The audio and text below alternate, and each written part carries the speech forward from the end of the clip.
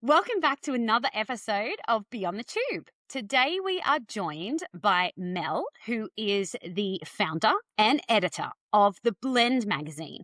If you haven't picked up a copy of the Blend, or if you haven't jumped on socials and seen what the Blend is about, now is the time to do so. We will link all the information in today's show notes so you can jump on and have a look. Not only is Mel a fantastic editor and running a very successful magazine, she's also a mum who has lived experience. I think you'll be very interested in hearing what she has to say about her story and how the magazine came to life. Thank you, Mel, for joining me today. I really appreciate your time. Thank you, Fee. That was such a lovely introduction. I'm very happy to be here with you today. Thank you. What was the moment that you knew families weren't being represented well in our community and that you needed to create the Blend? It was when my son, Arlo, who was 5 at the time, had the most rubbish, horrendous, awful start to tube feeding. We weren't getting the support we needed from his medical team. It got desperate. The online tube feeding community, with parents like us, with people who tube feed, saved him. They gave us the support we needed.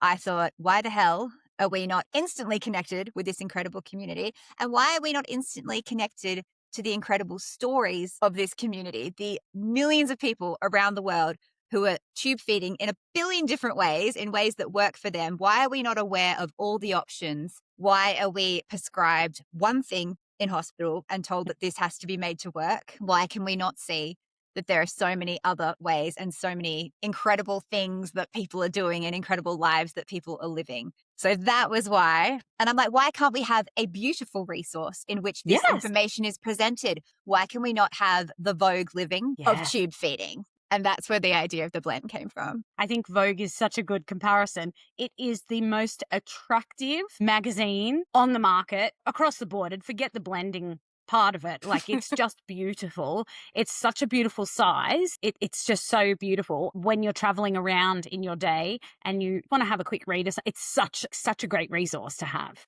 Thank you. That I means love it. the I world to me. love my Blend magazines. I love them. That's really lovely to hear. It's not all on me as well. I buddied up with a designer friend. So I used to work in magazines. And I mean, just an excuse to make a magazine again was so exciting. It's beautiful. It is beautiful. And I think that so much of our day doesn't always look beautiful in the No. reality of life. And lots of people's lives don't look like that. But there's so much of our days that are lived in clinical spaces or even in our homes feel very clinical. To have something that feels pretty and feels nice, like the texture of it, it feels nice to hold and read, which I like. I also think that it's a good resource for Ezra now. He's 4. He can't read mostly independently, often just picks his own letters out and then claims those words are his name. Not quite Yeah. true. Yeah.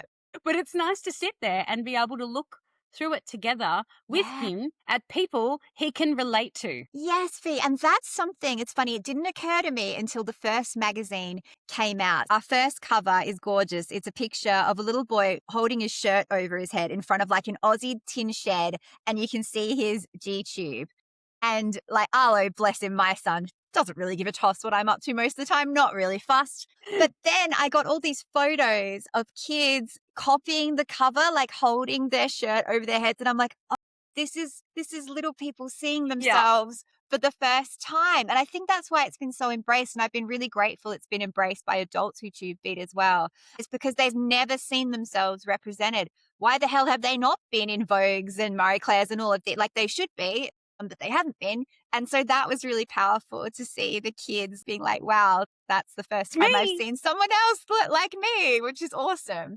We know that this is true in a lot of walks of life and different people from different cultures and different nationalities, that they haven't felt Yeah. as a minority group, perhaps, that they have been represented on big stages in large forums and things like that. So on a different level and a different scale, I think people often think of disability and they have a picture of that in their mind when they Yeah. think of that word, or they think of, a medical issue and they have a picture of what that looks like. I don't think many people who haven't had a tube in their life would think either of those words would connect back to a tube of some description. No, I mean, there's so much rebranding to be done, right? Words like when I first entered this space with my son when he was born, I couldn't even say the word disability Yeah.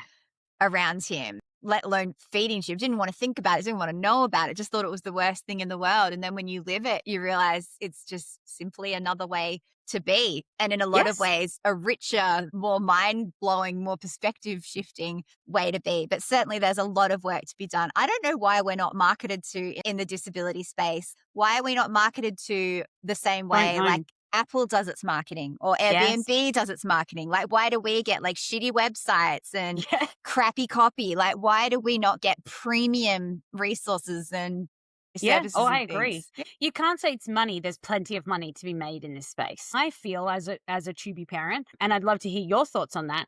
I would throw money at it for my kid. Yeah. You know what I mean? Like if it was there, I want to try everything new item that comes out because there isn't many. So I'm like, No. sure, take my money. I want to try Yeah.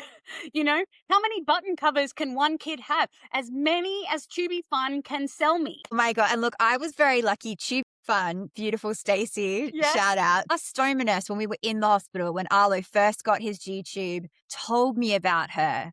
And Stop I it. was like, you're kidding me. So I was given this little golden gem. There are accessories that will make this very medical, very scary thing look cute and be like, look like Bluey for your kid who loves Bluey. Being connected with her was huge. I don't know anyone else that got told about Tubi Fun by the stoma nurse, but we were super lucky to have that glimmer of And hope. that's the thing that you remember, right? Yeah. Like, that's the thing that sticks in your head. You forget everything else and you're like, Coupon, must go and check that Yeah. out. Then you look at it, you think, maybe this isn't so scary. Maybe Yeah. this isn't as life destroying as it felt like at that moment in that period of time, because it can feel like that. I'm not saying it feels like that for everybody, but there's a lot of people, particularly parents, that Yes. feel like, how is this going to impact the rest of my life with my child and potentially other children? To Yeah. take some of that clinicalness away. 100%. And to see that someone was making something special for my child, and someone like Stacey's a mother too, like she gets it. Being instantly connected to someone who gets it, like that's just priceless. And then we can link in with the people who understand where we're coming from and have that lived experience, which, as we were just chatting about before we hit record, was that is what so many people in most communities are looking for. Is they're looking to people who have lived something similar to what they Yeah. have for ideas, resources, whatever that looks like. And that's what obviously you're definitely trying to do with the blend. And I think well and truly succeeding at is sharing all of those stories and putting those into beautiful pictures and lived experiences that people can share privately as a parent or with their child who is a tube fed. That's so spectacular. Like, honestly, hats off to you. Thank you, Fi. And right back at you. You're doing the exact same thing. And as we were chatting about before, I'm like, a podcast is a lot more accessible than a magazine. You get right Different way. into people's ears and sharing these incredible stories and this lived experience. And we're both just trying our hardest We to certainly are. change the story for certainly families are. like ours. 100%. Yes, we are. And I think that there's space for everybody, as we also talked about. There's plenty of room here for us all to work cohesively together in different ways, in different formats to cover more and more and more people. 100%. Everybody's covered in this space. And if I don't have it, you probably do in the magazine. It's covered in all spaces. And I think that that's really, really, really special. Why do you think that our stories, particularly in the tube feeding community, are often told, like a lot of the time for us, it's put in like a pity party or look how inspiring this child is with a G tube. Why is that, do you think? I think there's two reasons. One reason is that up until quite recently, the only funding we could source, families like ours, was through charities. This was before the NDIS, before we were empowered with these funds, and the NDIS is not perfect. We've been very lucky. It's better than what it was before, where before there wasn't much at all. We really had to appeal and beg and sell our sob story for any support.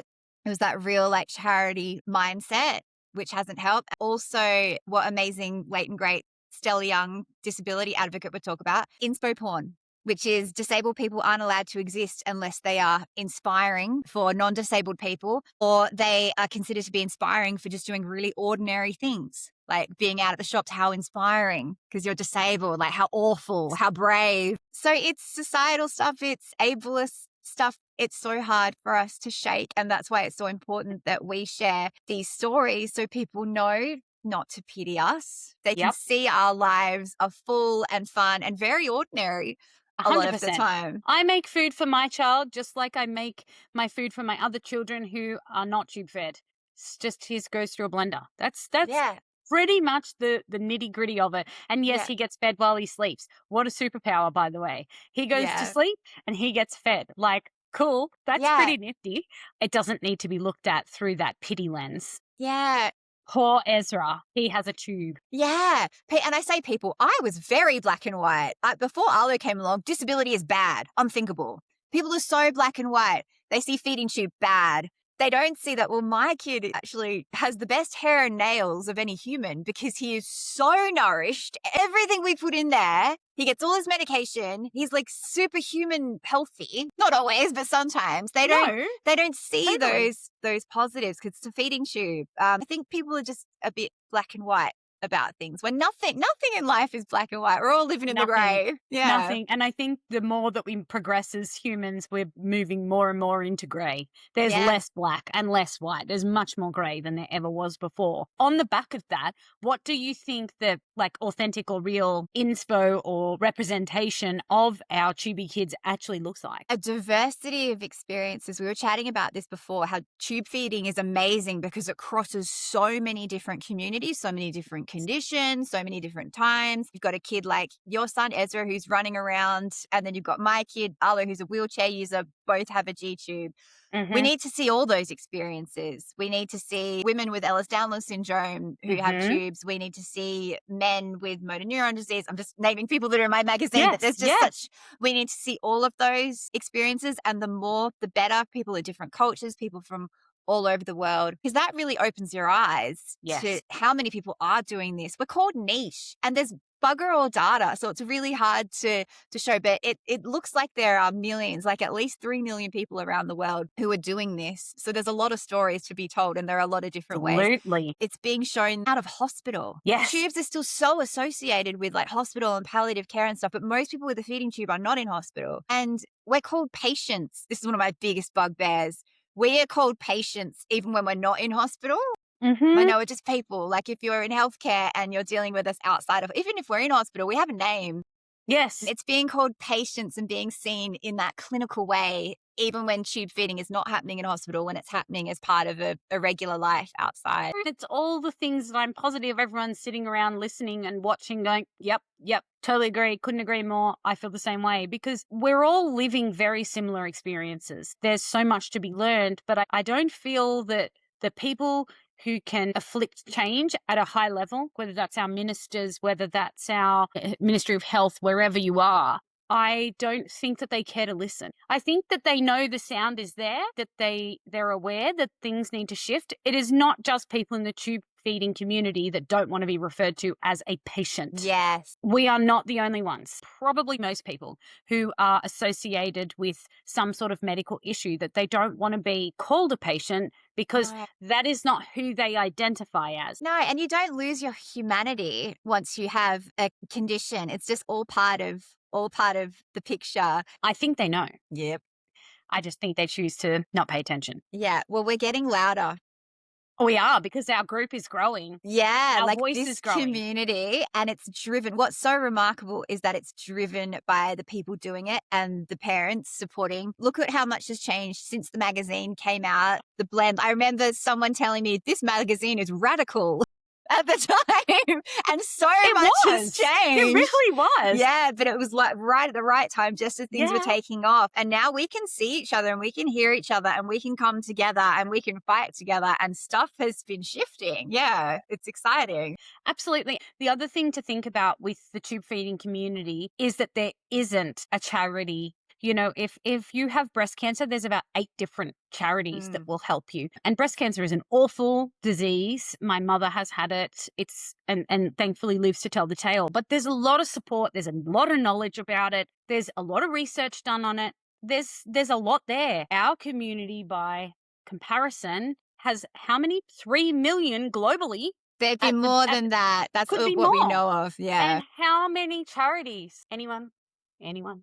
Look, we have No, beautiful nobody. Sarah at Aussie Inc. We do. She supports Yes, us as part of her, she like we're does. one stream of the many things, and we're very lucky we have her. But otherwise, no. But it's exciting. There are progressive, dietitians who are doing the research, who are finding these numbers for us.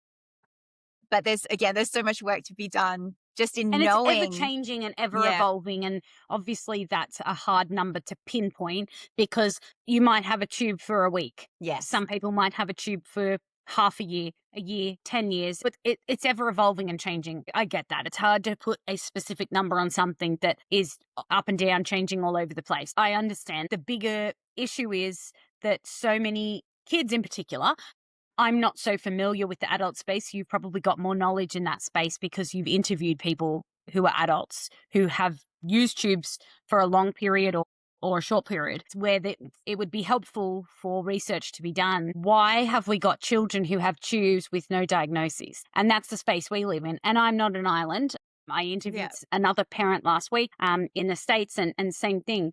Her daughter's story and Ezra's story could be identical. How can something be so identical but doesn't have a name? Yeah. We were And they're chatting not about the this only before. two, right? There would be No. hundreds, thousands, billions. I don't know how Yeah. many.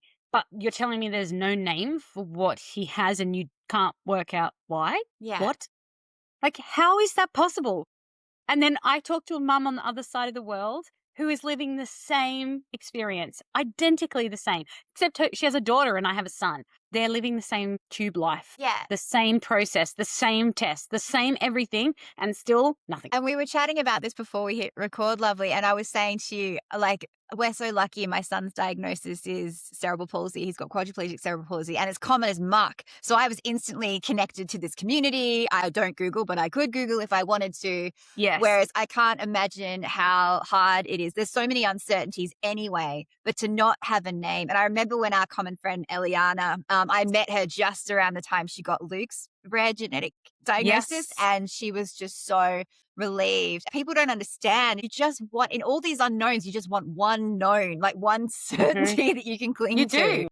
You do. It helps when you're sharing a story with someone, and particularly people who don't live the experience. So if you're talking to friends, family members, colleagues, you're taking them to preschool or school or swimming lessons, and people ask why because they're curious or why do they have that? And I'm always happy to talk about it. I'm not embarrassed or ashamed. And Ezra's certainly not. He thinks it's fantastic. He's happy to show the world.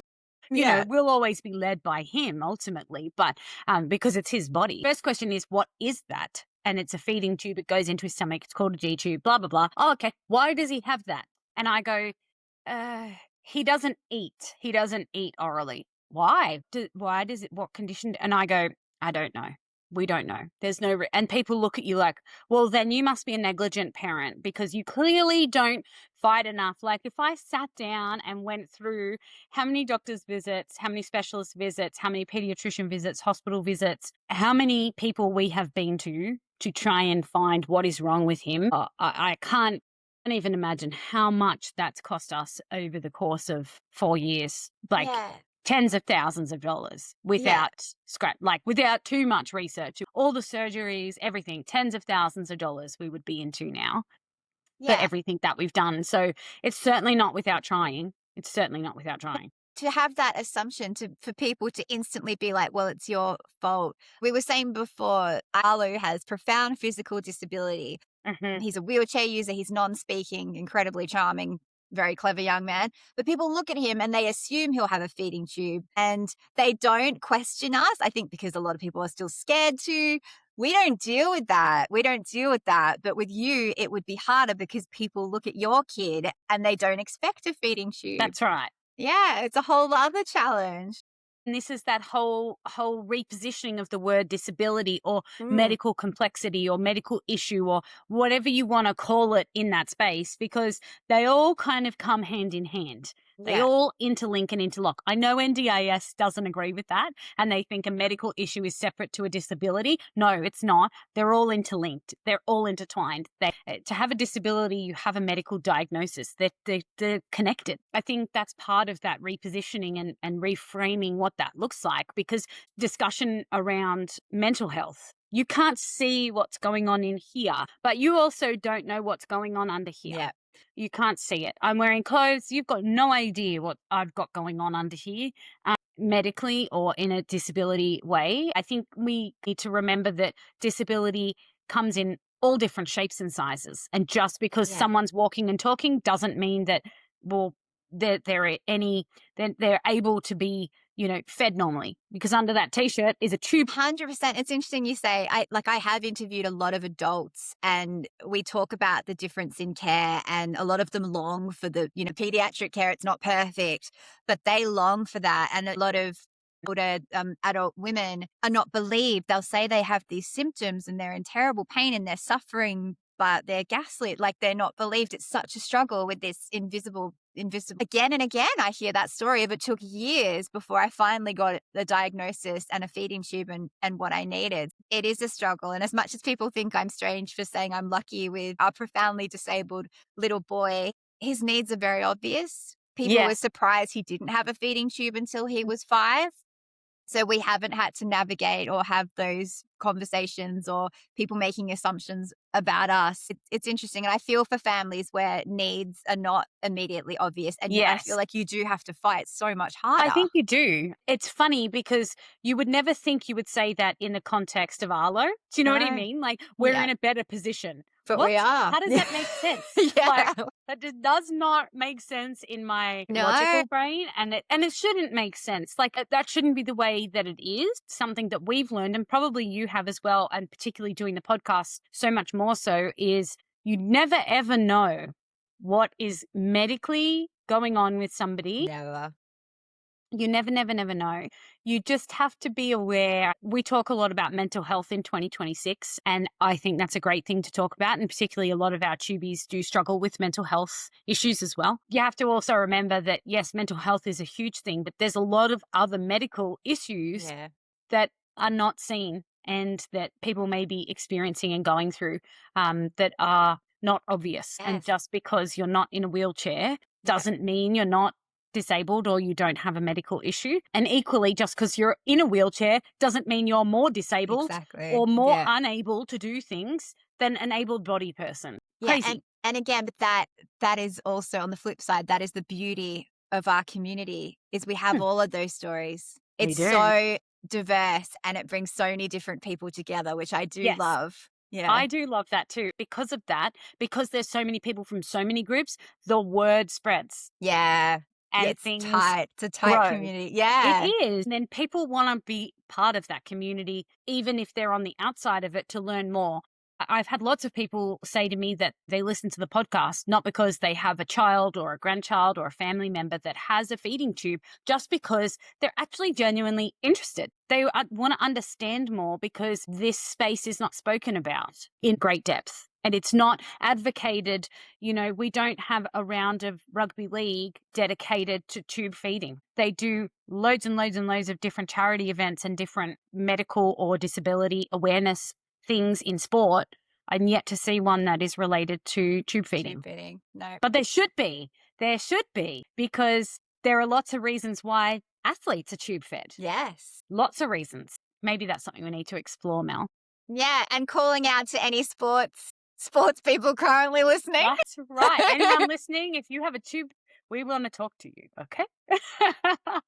That is a big part of what is so misunderstood about this space. If you've got an NG tube, it's very obvious. But if you've got a little button in your tummy and you've got a t-shirt on, you're never going to see that. No, but then you've got people running marathons with a G-tube. You've got men like Yes. Pedro, to be fair. I think Yes. there's only one Pedro who is a bodybuilder. I know. With a He's G-tube. amazing. His story is so great. Talk about like shattering preconceptions And, about tube-fed people. stereotypes. It's like Yeah. Arnold Schwarzenegger with a Right. with a G-tube. It's awesome. If Yeah. anyone listening or watching has not looked up Pedro's story, honestly, get onto the blend, get onto the website and look up it's amazing. This guy is the fittest person I've ever seen in my life. Got a G-tube, it's no problems, just part of his life. Yeah. No probs, whatevs.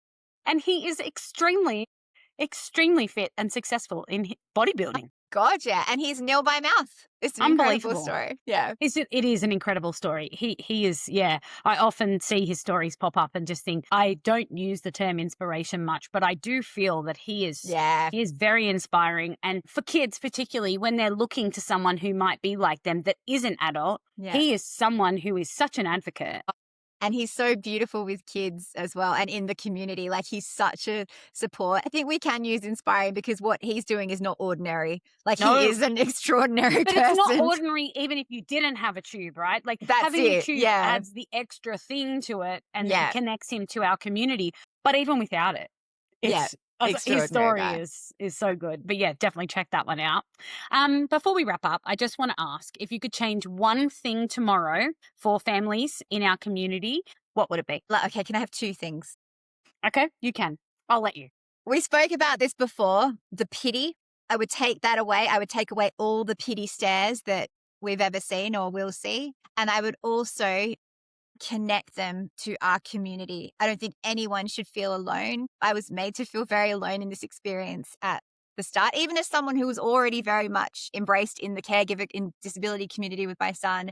There was something about tube feeding that was so hard and we just felt so alone and so scared and so like this was the end. I don't want anyone to feel that. I want them to see how incredible our community is. I want them to get advice from people who are doing this because that is the advice that actually works. All of the I best agree. tips and tricks and everything we've got have not, God bless them, come from our medical team. It's Same. all come from other parents and from people who are tube feeding in the space. I would make sure that no one felt alone and that they could instantly see and feel seen.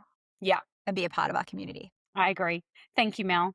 I really appreciate your time. I think this is so insightful and so helpful, and it will be a resource for years and years and years to come for people who are starting on their journey or find us along the way. Both the blend and Beyond the Tube just work so beautifully together to try and achieve a similar goal, which is beautiful. Yes, we're lovely companion resources. We are. Fee, thank you so much for having me on. It's been like a real treat to chat with you. I feel like we're instantly very close friends. I hadn't met you before, but I really like you. It's crazy. I know. Fee. I feel like so connected to you already. Before we started recording, to be true, I did say to Mel, I feel like I'm meeting a celebrity. And I do feel like that because I feel like you are the pinnacle of this space. I really appreciate everything that you do and the time and the effort that goes into creating the magazine, which I know would be huge amounts of work. I know what it takes to do the podcast, so I can only imagine what it takes to do the blend. So from a member of our community, thank you for the incredible resource that you provide and your knowledge and sharing the stories with everybody that's inside the magazine pages. It's an honor to be a reader. Fee, gosh, right back at you. Thank you so much for everything That's lovely. you can do. Our community is amazing. Look at the things we build. We're unstoppable. I know. Look at us go. We got this. Hey, guys, if you haven't checked out the blend before, please jump onto socials on Instagram, website as well. We will link everything in the show notes so you can easily jump on, follow the page, have a read of these incredible stories. Get your hands on a copy of the Blend magazine. You will not be disappointed, I can assure you. Once again, thank you to Mel for joining us. We're very lucky to have had her on the show. And until the next time, stay safe and we'll see you soon.